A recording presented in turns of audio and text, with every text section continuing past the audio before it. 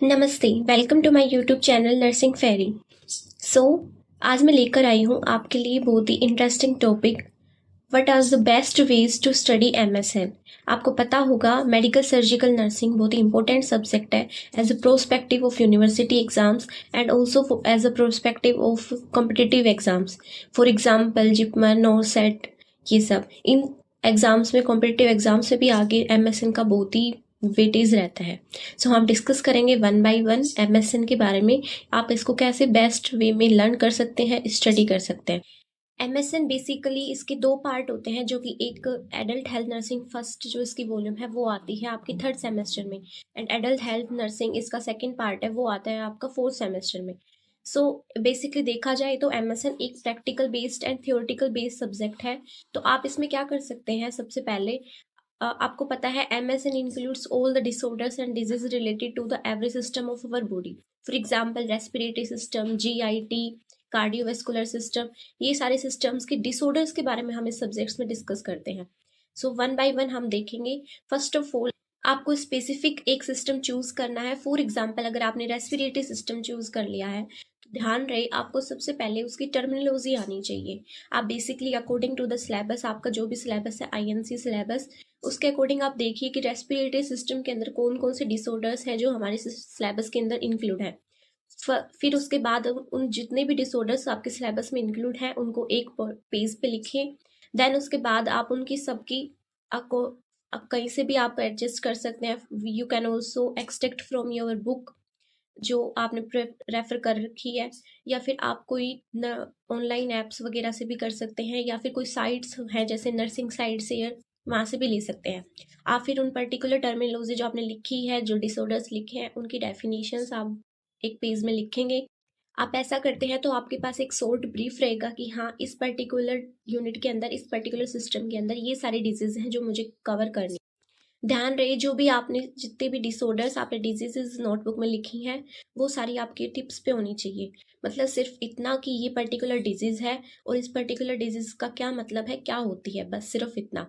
Then उसके बाद आप क्या करेंगे, वन बाय वन एक पर्टिकुलर डिजीज को उठाएंगे उसमें से। देन उसके बाद आप उसकी पैथोफिजियोलॉजी लर्न करेंगे, patho and what is the cause of this disease.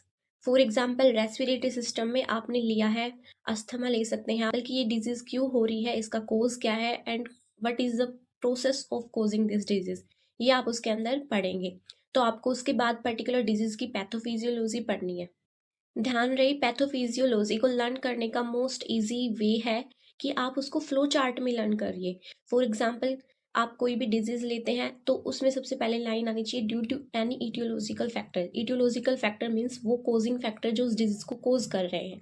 उसके बाद आप उसको फ्लो चार्ट में स्टडी करिए, वन बाय वन आप लिखिए उसके अंदर कि हाँ ये पर्टिकुलर स्टेप है, देन ये होता है, देन ये होता है, देन ये होता है।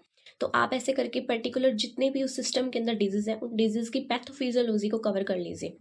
बात करते हैं पर्टिकुलर डिजीज के साइन, सिम्टम्स एंड उसके कॉजेज की। तो बेसिकली जैसे मैंने पढ़ाई करी है, जैसे मैंने ऑब्जर्व किया है, तो बेसिकली हर एक जो भी है सिस्टम है उसके साइन सिम्टम्स बेसिकली कॉमन होते हैं।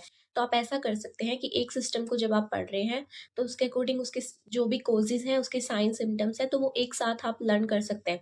हाँ बेसिकली कुछ ऐसे साइन सिम्टम्स होते हैं जो पर्टिकुलर किसी डिजीज में होते हैं, तो आप उनको थोड़ा देख सकते हैं। बाकी कॉमन होते हैं सारे, एक सिस्टम के अंदर जितनी भी डिजीज होंगी उनमें ये सारी चीजें कॉमन होगी, तो इनके लिए आपको पैनिक होने की जरूरत नहीं है। आपके पास 6 मंथ्स होते हैं एक सेमेस्टर के अंदर, और एमएसएन एक ऐसा सब्जेक्ट है जो थोड़ा टिपिकल भी है और वास्ट भी है। इसका सिलेबस हमें पढ़ने में प्रॉब्लम भी आती है। स्टार्टिंग में जब मैं भी थी थर्ड सेमेस्टर में तो मुझे भी बहुत प्रॉब्लम आई थी, लेकिन बाद में मैंने स्टेप वाइज जो ये स्टेप्स मैं बता रही हूँ उनको मैंने फॉलो किया और बहुत ही अच्छे मतलब मैंने गेन किया है एग्जाम्स के अंदर मार्क्स। तो आप उसके अकॉर्डिंग इसको कर सकते हैं। देन उसके बाद आप क्या करेंगे, आप ये सारे डिजीजेस पर्टिकुलर ऐसे पॉइंट आउट करेंगे, टर्मिनोलॉजी पॉइंट आउट करेंगे, देन उनकी डेफिनेशन से लिखेंगे, देन उनकी पैथोफिजियोलॉजी लर्न करेंगे। ये सारा जो आपका प्रोसीजर है इतना, ये आपका 1 मंथ या 2 मंथ, 1 या 1.5 मंथ्स पहले जो भी आपके सेमेस्टर एंड एग्जाम्स होंगे, यूनिवर्सिटी एग्जाम्स, उसके 1 या 1.5 महीने पहले ये इतना आपका हो जाना चाहिए। पर्टिकुलर डिजीज आपको हर एक टर्मिनोलॉजी लर्न होनी चाहिए कि हाँ बेसिकली ये सारे डिजीज हैं। अगर बाई चांस कोई डिजीज आपसे पूछ लेता है कि ये डिजीज है पर्टिकुलर, तो आप इसके बारे में बताएं, तो एटलीस्ट आपके पास इतना रहेगा कि हाँ मैं इस चीज़ को जानता हूँ, इसके बारे में मुझे इसकी बेसिक डेफिनेशन पैथोफिजियोलॉजी पता है। सो ये जो पॉइंट्स मैंने आपको डिस्कस करे हैं, आप बस इतना कर लीजिए। देन आपके एंड सेमेस्टर के एग्जाम्स आते हैं, उससे 1 या 2 महीने पहले आपको इतना सब कुछ कर लेना है। देन उसके बाद क्या करना है, आपके पास बेसिक हर एक टर्मिनोलॉजी होगी, हर एक डिजीज की आपको उसकी डेफिनेशन पता होगी, आपको उसको पैथोलॉजी पता होगी, कोजेस, साइन, सिम्टम्स, आपको एवरीथिंग आप उसके जानते हैं।